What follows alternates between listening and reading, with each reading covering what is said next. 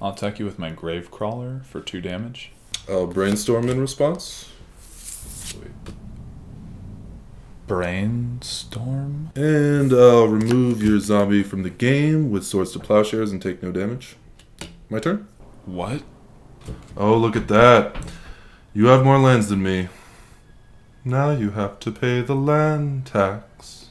What are you talking about? What's the matter? Don't you remember playing with these old cards? Don't you remember playing with your brother back in the old days with these old cards? This ain't no standard game of Magic, boy! You're gonna play with the old cards!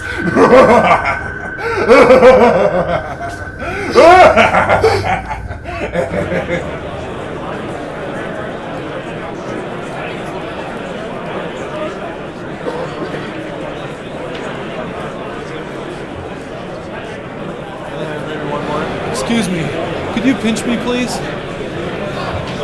Ah! Okay, we're good.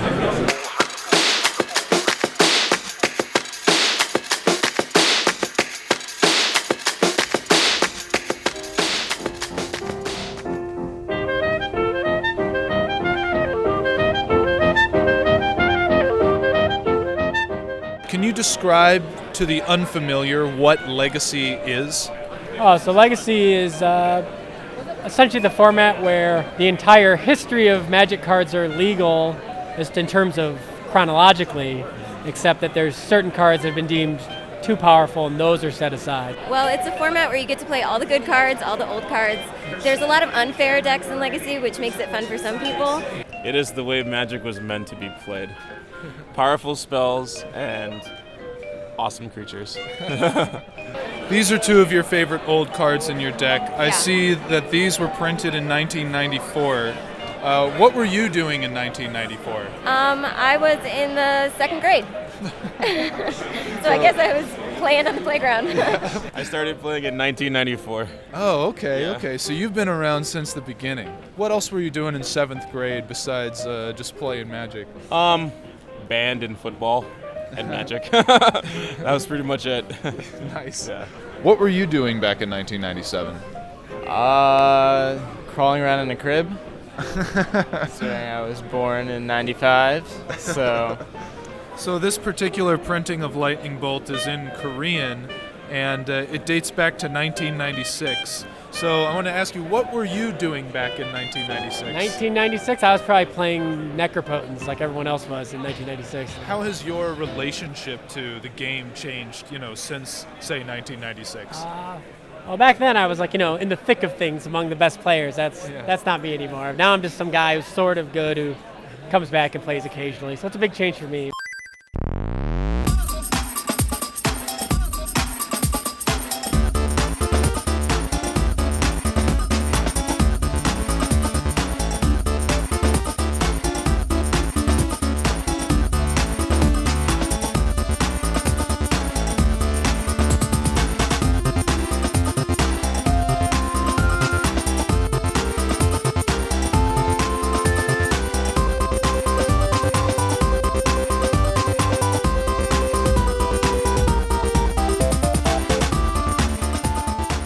Coming up soon is the World Magic Cup. It's like the Olympics of Magic, country against country. And this man is the captain of Team USA. You're used to teaming up with some of the best players from all over the world, people like Martin Juza, Paolo Vitor, who are the captains of Team Czech Republic and Brazil, respectively. How can you use what you know about them against them when you're playing against them? Well, actually, interestingly, we've talked to them and we may be preparing with them. Here you are in the midst of international competition at the highest level. Captain of Team Brazil, Paulo, calls you up in the middle of the night and says, Luis, what are you going to play? Yeah. You're going to tell him? If we're testing together, I think I would. But the thing is, if we're testing together, it's like, yes, it makes them better against us and us better against them, but it makes all of us better against the entire field. And, ideally, as a result of us testing together, we play each other in the finals. I think it is better for each country to work together with some of the other countries. How does a country like Puerto Rico approach this event? Well, we have a rich history of being good at certain sports, especially boxing. So we're really gonna beat up some people on the cup.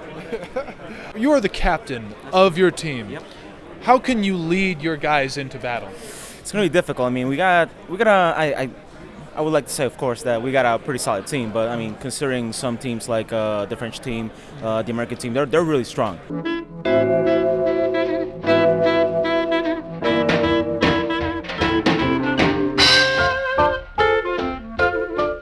All right, I'm here with Tom Martell, who won a Legacy Grand Prix earlier this year. You were playing a deck that you call Spirit Blade. Is that right? I was, yep.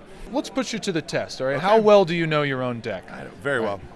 What is the flavor text on Thoughtseize? I do not know that. I don't. So you won a Grand Prix with this deck, and you can't even recite the flavor text on Thoughtseize? I'm embarrassed to admit that is true, yes. I mean, it wasn't a flavor Grand Prix. Look, we're done here. Come with me. Come with me. Okay. Cut. Let's try this again. I'm still not getting that sense of portentous intellectual whimsy that it needs. Promise, I don't know what you mean by portentous whimsy. Fine, we'll do it your way. Tom Martell learns his own flavor text. Take 11. Action. Any dream is a robust harvest. Still, I prefer the time-worn dreams. Heavy with... Cut. We're done. You blew it, Martell! I give up.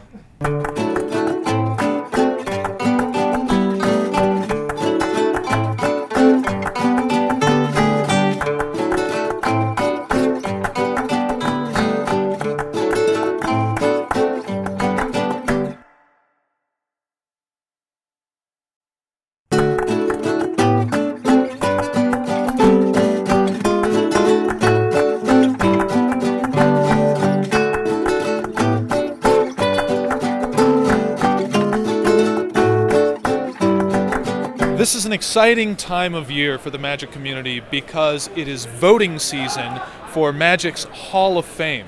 So, Brian, can you tell the viewers what are the privileges of being inducted into the Hall of Fame as a member yourself? Well, you get some sweet bling. You get a Hall of Fame ring, which is actually really cool looking, and I'm very happy to have mine to be able to show it off. But also you receive invitations to every Pro Tour forever. What does it mean to be in the Magic Hall of Fame? I think to be in the Magic Hall of Fame, you need to have a lot of different facets to your Magic career. It can't be just playing well. It's not called the Hall of Skill. It can't be just community contributions because everyone in the Hall of Fame has at least one Pro Tour top 8, and the vast majority have between 3 and 4. And you have to have had a pretty big positive impact on Magic. Those are the things I look at. Pat, your name has been on the ballot for some years now. You've come very close to being inducted in the Hall of Fame, but have fallen just short. How much would it mean to you at this point in your career to be inducted into the Hall? The most. I mean, it's always been ever since they made it, like that's the thing the achievement that I would want most, That's that is the dream. If you put up one more Pro Tour top 8, what do you think that would do to your candidacy? I don't know. I mean, probably make it, get more votes. I mean, people said the same thing when I had 3 top 8s, yeah. and then you got your then I got a 4th one. Yeah. And then I haven't had the most impressive Grand Prix performances in my career. Mostly, I haven't focused on Grand Prix the same way I have in Pro Tours, and this year I tried to take steps to improve my methodology for Grand Prix and manage to top 8 a couple Grand Prix. Yeah. And I'm not going anywhere.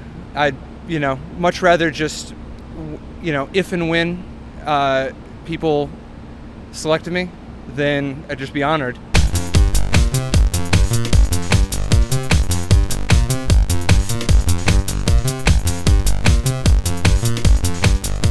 The goal of my deck is to make my opponent's cards as ineffective as possible. Turn 1 Mana Accelerator, turn 2 Knight, and then start searching up Wastelands. I use Delver of Secrets and Vapor Snag to kill people. Play Delver of Secrets, counter all of their spells, and then kill them. My deck uses the best goblins printed to overwhelm my opponent. try to resolve one of these two, and if it lands, you win. Stifle your fetch land. Cast Stoneforge Mystic.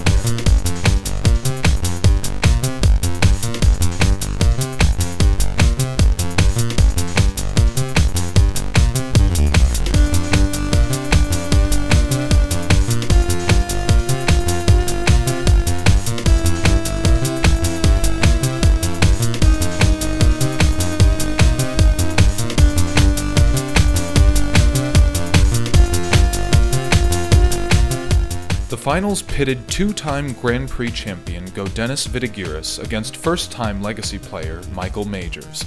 Vitigiris steamrolled to victory in Game 1 with attacks by a couple nimble mongooses, a man-sized flying insect, and this thing.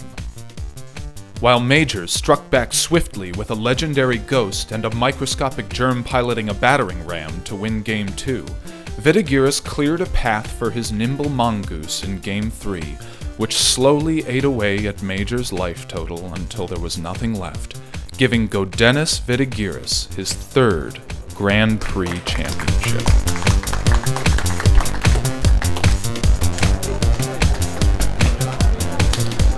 Congratulations, Godenis Vitigiris, champion of the Legacy Grand Prix here in Atlanta. He's hustling because he has to catch a plane because he is a full-time worker in the city of New York as a lawyer and casually wins Magic tournaments on the weekend.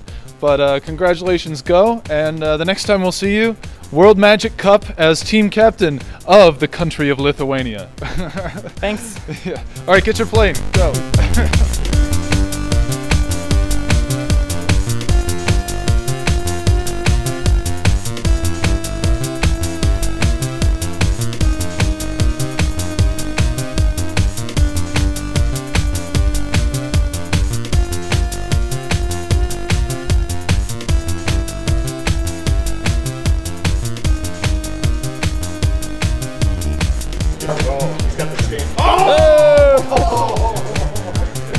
All of the perfect form. It was perfect form.